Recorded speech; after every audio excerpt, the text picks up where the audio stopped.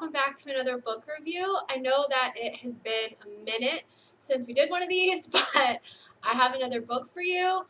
I am going to change the format of this, like just a teeny tiny bit. Instead of recommending 3 books for 3 different age groups or reading levels, I'm just going to recommend one book, and I'm actually going to tell you a little bit more about it and give you my thoughts on it and why I'm recommending it. So, that's kind of what we're going to do. I'm going to try to put these out every Thursday. Yes, it just depends on how fast I read and how fast books come off of hold, because I have a couple on hold that I'm waiting on. But we're going to try our best here. We really are. So the first book that I have for you, I read over the weekend, and I actually read it on my Kindle, so I don't have a physical copy of it for you. But it is called The Five, and its little tagline in some places that I've seen, so on Goodreads, for instance, it's called The Lives of Jack the Ripper's Women. But when I checked it out of the library to read on my Kindle as well, it was called The Five: The Untold Lives of the Women Killed by Jack the Ripper. But it is by Hallie Rubenhold, and this book has 4.21 stars on Goodreads, and it won the Goodreads Choice Awards for Best History and Memoir last year, and it has over 17,000 reviews on Goodreads. So if you're interested, you can check it out on Goodreads, but I actually ended up seeing it on Goodreads. Then I used Overdrive through my library, which is like the Bradley County Library for me, through like their Tennessee Reads little app thing, and that's how I got it. It didn't have a hold on it then. They have quite a few copies. So if you're in Tennessee, that's worth a try. It's free. You can sign up for library card online if you don't have one. So I guess I'll tell you a little bit about the book. I ended up rating it 4 stars on Goodreads, and I did like the book. I really enjoyed it. Well, enjoyed might be the wrong word. I was very intrigued by it. I was very interested in it. And it tells the story of the women who were killed by Jack the Ripper. It doesn't talk about the murders themselves.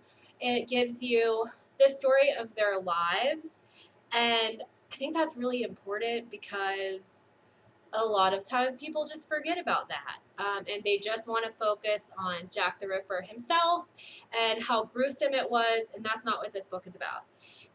This author, Hallie Rubenhold, has done so much research, and it's part memoir, part social commentary, and I think that it was really interesting because it gave people voices. It gave people their voices back, and it made it to where it wasn't just like this really dark, grisly tale of murder and mayhem.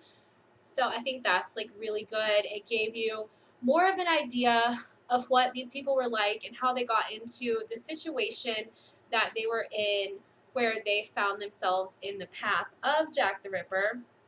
And it has some photos. So while you're reading, some of these women were like well off enough that they were able to take photographs and everything, because while this was 150 years ago, there was photography. So you can see like photos of them, photos of their children, and it's really interesting. It really makes them real. They're not just victims, but they were like real people with families, and they lived, they had people that cared about them, they had people that they cared about, and it really kind of brings them to life in that way. Now, I will say that there were some things, especially the laws that are set up in Victorian England, that you read about that made me so angry. Like, I was so angry. They were so frustrating to me. A lot of it sets people up to fail, or that's how it seemed to me. And if you were poor, they didn't care about you. And if you were poor and a woman, like, you were doomed. There was no way to fix it. It was very Charles Dickens-esque, just like she talks about the laws, she talks about all of it. And another frustrating thing that I found was that these women were known by police. They, went to workhouses. It wasn't like they were just these anonymous people. Like, people knew them. There were people that they were with all the time. People would identify their bodies later. Like, people cared about them. People knew them, and this was still a thing that happened. So I think it's really important to like read it and to understand it. So this covers the five like main victims that are really attributed to Jack the Ripper. So that's like their names are Mary Ann. I think they called her Polly, Mary, Annie, Catherine, and Elizabeth. And those five are the ones that we learn their story. And then, of course, there's others that are like attributed or people think might be by Jack the Ripper, but this focuses on the five, which is clearly why it's the name of the book. But like I said, it really brings like them to life and makes them seem like people, not just part of a story. And it in no way glorifies what happened. So if you're worried about it being too gory or worried about having to read like some really dark subject matter about the murders themselves, that doesn't happen. So it's more of a memoir of their lives, not of their deaths. But I definitely recommend reading it. Some parts are a little bit difficult to get through just because they seem very long. It is a nonfiction book, so you're not going to get just action, action, action. You're getting, an actual story from, their parents, if they know about their parents, to like, their lives as they went, and then to where they were in late 1888 to be in the path of Jack the Ripper. And then it ends with that. It doesn't give you like how he found them really or anything like that. So it's not a gory book. Just because the time period, it's a little bit dark, and of course because you know what happened later, but it's not going to be bad. It's not crude or anything like that. So I definitely suggest giving it a read. It might take you a little while. It took me like time over 3 days because I wanted to be able to process it, and because the matter was pretty heavy. So I took a little bit of time for 3 days. I think my Kindle app said that it was about a 7-hour read.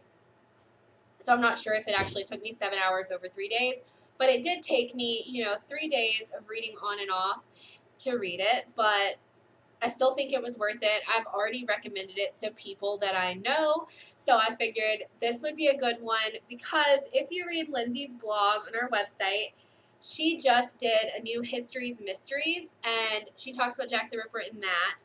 And it ties into our exhibit a little bit. We have a new exhibit coming up this month, and it is about like crime. It's called CSI Cleveland, and this kind of ties in because it's crime. Yes, this is not in Cleveland, Tennessee, but it is still a crime, and it's still a crime that people talk about a lot and that people are really interested in. So give this a read. Look at it from a different point of view. If it takes you 6 months to read it, like fair enough, read a chapter a month, but like give it a go. It's an important thing to know. It's an important thing to look at. It's important to care about people. So I definitely suggest giving it a read. And that is my book for this month, or for this week. Sorry. I don't know what I'm talking about either. But no, this is my book for this week, and I'll be back next week with another book. I don't know what it's going to be yet. I don't know if it's going to be for younger readers or for older readers. I'll figure it out. I have a week. So I'll see you guys next week.